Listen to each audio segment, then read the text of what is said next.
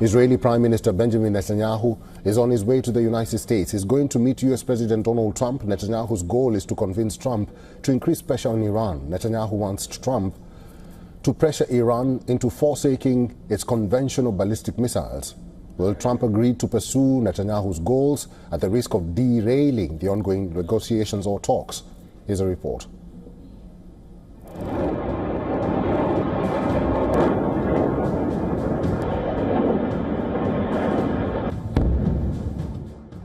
Iron can crack, and so can an iron dome.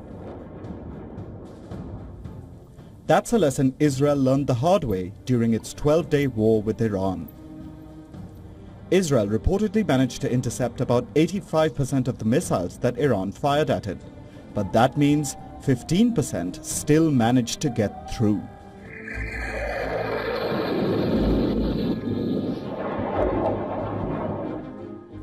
Iran knows this very well, which is why it unveiled this mural in Tehran's Palestine Square.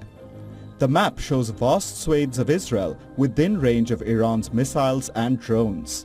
It's a warning to both Israel and the US that Iran can strike back.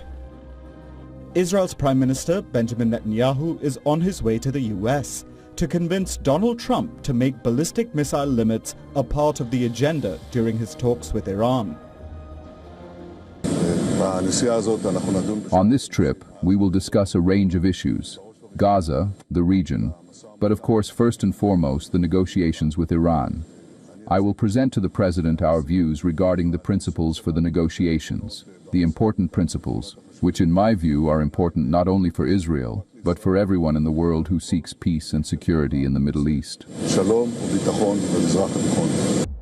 Netanyahu has boarded his official aircraft, the Wing of Zion, to meet Trump, and Iran has taken a dim view of Netanyahu's latest trip. Our negotiating party is America.